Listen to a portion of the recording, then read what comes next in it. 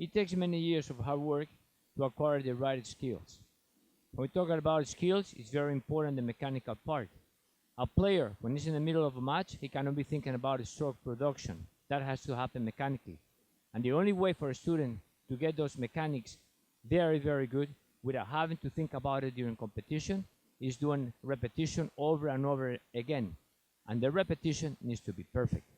One way that we teach skills is we divide it up in 3 parts. First, we show as a whole. We show the whole movement as a whole. Second, we show very, very small parts. We divide it in small parts. And third, we go back to the whole. When we divide it in small parts, we do it very slowly. And then we go back to hitting the ball at the regular speed. So again, we divide up the teaching of the skills in 3 parts. Again, as a whole, in very small parts in slow motion, and then we go back as a whole again in regular speed. This is the best way to teach the skills. Also, we need to remember, the only way for us to figure out if what we're teaching the student is working is when we see him under pressure and in competition. If the students, during those matches, the strokes are there, they are solid, and they don't break down, then we know that we're doing our job. Today, coaches have abundant information. They can read in the books, they see magazines, they have it in video, so they can see and simulate how the professional players are hitting the ball. And that's how most of the coaches give the instruction. What is very important for the coaches is to have their own system. They have to have their own system, and they need to stick to it. Most of the mistakes that the coaches do is they try to rope information from everybody, and they try to apply different information. Please have your own system, have your own philosophy. Once you have that philosophy, it's very easy to teach it to the student. To improve a mistake, the most important part is to analyze the mistake. We need to figure out very quickly what he is doing wrong. Now, there are some times during the stroke that the student can make 3, 4, 5 different mistakes. We need to stick to one, the one that we consider that is the most important one to improve at that time. Now, at the end of the hour, for example, if you have the student for the hour, it's very important that he improve this. That's one mistake. We improve one mistake at a time. That is key. Don't try to teach or improve everything at a time, because you cannot. So we select one mistake and we improve and we gear and we put all of our efforts just to improve that single mistake. I've been coaching over 30 years, and it's incredible to see the difference in technology, how it helps us coach today. Today, we have a lot of apps that help us. But to me, my favorite app by far is Coach's Eye. And the reason why, it is very friendly. It's very easy to use. So what I do is I teach a student, I film him, then I'm able to show him, I'm able to do the markings, and then I can share it. I can send it to him, to his parents. Very easy to use. The advantage of Coach's Eye, it loads very quickly. When I show the student, it loads very fast. I show him, I film him, it's very, very, very quick. So it helps me a lot during the day. I'm able to move very quickly from court to court, showing them what progressions they need to do.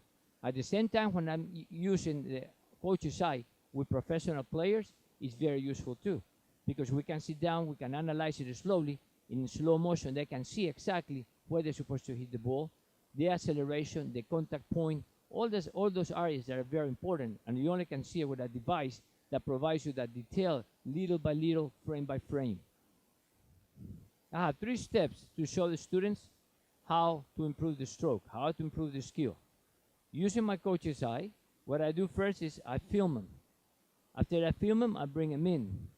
When I bring them in, I show him with the lines what or where the mistakes are. After he understands that part, he goes back to the baseline. He makes the corrections without hitting a ball. I film him again. Then I bring him in again and I show him how he's supposed to hit the ball. Then the 3rd step, I send him back to the baseline, and this time hitting the ball, he's going to make the correction. So again, first I film him, I draw the lines. Second, I film him again, basically in a dry run. He won't hit a ball, but he will make the mechanics perfectly. I show him again how he's supposed to look. Third, he goes back to the baseline, and he makes the correction again, now hitting the ball. Then he comes in again, and we review it one more time. These are the 3 steps that I use that are very useful and very efficient to use Coach's Eye.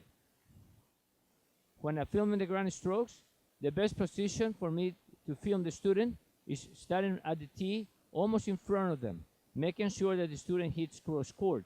From this position, it's very easy for me to capture the stroke and to capture the right movement. It's very important that the coaches film from the right position and from the same spot every time. If sometimes the coach films from the outside or from the other side or from behind, it never is going to give them the same picture. So what we try to do is always film from the same spot so they can see the progression. Okay, ready? Okay, go.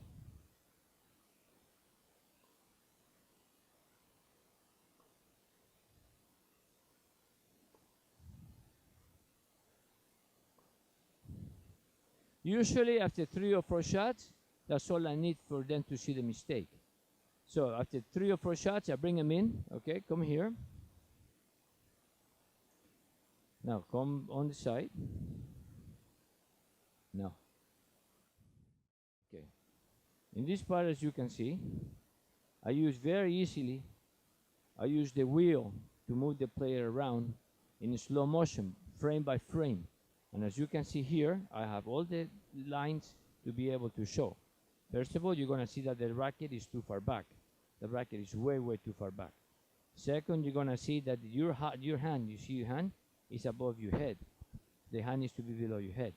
The other thing that is important to know is that the racket doesn't cross the plane of the shoulders. The racket needs to stay on the same side of the shoulders, which means your racket should be right here, not so high, and on the same side of the body. Do you understand? Now, show me, you yourself, show me. Okay, show me where the racket is right now and where the mistakes are. Right?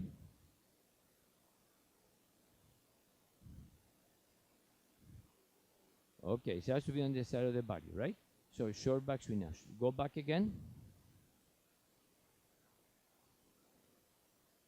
Now, show me the stroke. Show me the stroke with the correction without the ball. Without the ball. Okay, now right there. Again. Okay, now the motion, the whole motion without the ball. Go ahead, now hit the ball without the ball. Without the ball, hit the ball. Good, now I'm going to film you again, okay? I'm going to film you. Now, give me the right stroke without the ball. Ready, go. Good, again, without the ball. Very good, short swing. All right, come in. This side. Now when we analyze it, you're going to see how much better it is. Short back swing. The racket doesn't cross the plane of the shoulders, as you can see. Your hand is lower. Your hand before was very high. When you go back again, if we look at the line, it hasn't crossed the plane of the shoulders. What I like a lot too, if you go back, is that the racket doesn't go very high. The arm of the hand stays level. So it's a very, very compact swing. And then the follow through. Let's see it again. You see the motion? Very short back swing. Very pretty. Very good. So what we did is we eliminated the big, big back swing. Now we're going to go back again. And we're going to do it again now with the ball. Okay. Now we're going to do the same now with the ball. Short back swing. Ready? Go.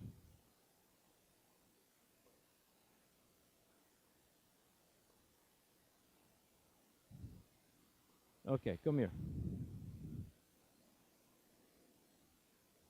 Now, if you look at the difference, now with the ball, much better. Short back swing. It doesn't cross the plane of the shoulders. It stays on the same side of the shoulders. Racket under the ball, and good follow through. Remember, what we're working on is the racket doesn't go behind you. Perfect. See, if you look at the lines here, the arm is away from the body very good. The racket is in front. That's what you're looking for. All this is what you're looking for. The racket is here and not behind you. That's so much better. Now, it takes a lot of years, okay, to improve a stroke. It takes a lot of time to improve strokes. It doesn't come in a day. It takes a lot of repetition, but it has to be the proper repetition.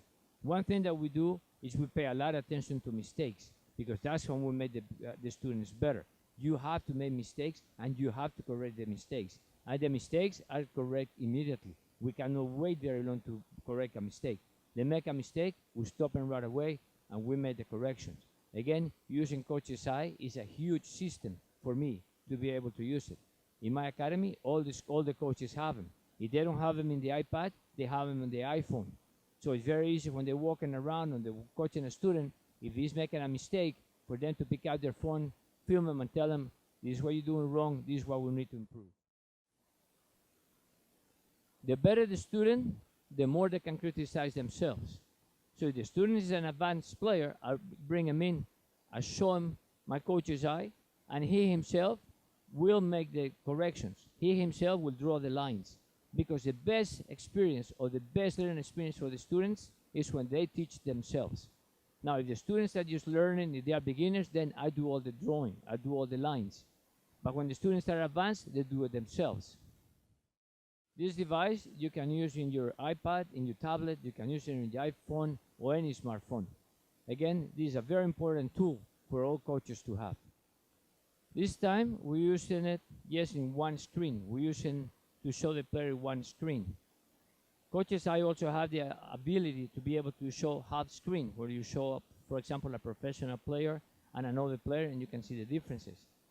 One of the things that I want to tell the coaches from years of wisdom on the court is, please do not compare one student to another student, because they don't like that. Even if the other student is very good, don't compare a student to another student. You do not make a comparison comparing to a pro. I work with 8 number ones in the world, and we work almost at the same time. I was never able to compare one student to the other one, because then they will tell me, hey, oh, you think he's better than me? Or you think that guy is going to be a lot better than me? It won't work. Same thing happening in the day-to-day. Even if the student is 10 years old, 11 years old, don't compare him to an 18-year-old from the same academy. Try to compare him to a professional player. Tennis has done a lot for me. So my goal is to share my knowledge with the coaches, with the parents, with the juniors, and with the adults. Now, for more information, you can visit me at gabejaramillo.com.